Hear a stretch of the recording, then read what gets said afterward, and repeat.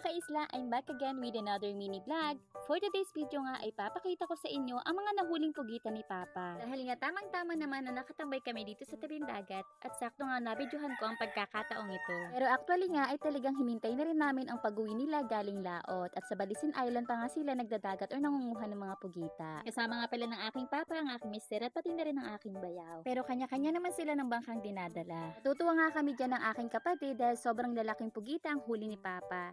Sadyang sa Balisin naman talaga ay maraming malalaking pugitang mahuli. At syempre, swerte pa nga kung marami ang kakagat sa kanilang mga tura-turang dala. Tura-tura nga ang tawag sa ginagamit nilang pamain para manguha ng ganito. At ganito naman ang itsura ng tura-turang ginagamit nila.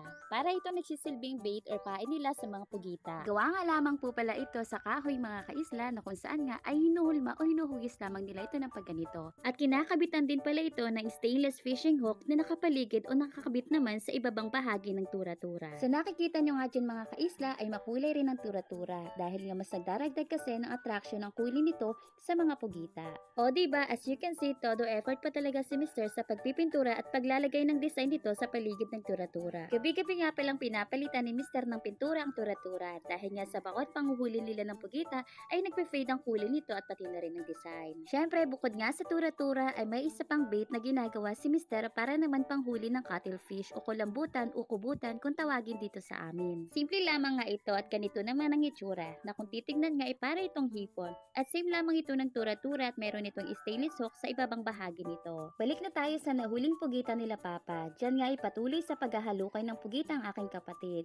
Pero maya-maya nga rin ay isa-isa nang inilagay ito sa maliit na balde. Kita pa nga dyan na may isang pugitang putol-putol pa ang galamay. Patunay nga lamang na matinding hilahan ata ang ginawa ni Papa dyan para mahuli talagang pugita. Sobrang lalaki nga ng mga huli ni Papang pugita at nag-expand pa nga yan lalo dahil nga may mga baon silang yelo sa dagat. Yun nga palang mga pugitang inilalagay sa balde ay titimbangin at ibebenta nga sa namimili nito. Marahil po ay baka magtaka ang mga taga-isla at mandaragat dito sa amin na kung bakit maraming huling pugita sina Papa sa video na ito. E samantalang po nitong mga nagdaang buwan at ngayong Oktubre ay kukunti lamang po ang mga nahuhuli nila. Sasabihin ko po mga kaisla na ang video po ito ay matagal na at ito ay noong nakaraang taon pa. Ngayon lamang po ito na-edit ni Kaisla dahil nga po si Kaisla nyo ay magpapalik loob na po sa pag-vlog. 1 minute later nga ay natapos rin sa wakas ang aking kapatid sa pag-iisa-isa sa mga pugita. Pinagustuhan na ngang buhati ni Papa at ni Mr. ang kanilang mga huling pugita at dadalhin nga nila ito sa pagbebentahan nito. Pagkadating nga nila doon ay sinimula na agad itong timbangin ni Mr. Pinagbukod nga pala dyan niya ang mga 2-up or yung mga lalaking size na pugita at mga small size. Pinagbubukod niya po iyon dahil po magkaiba po kasi ang presyo po ng maliit na pugita sa malaking pugita. Kapag season o panahon ng pugitaan ay madalas na ganito ang hanap buhay ng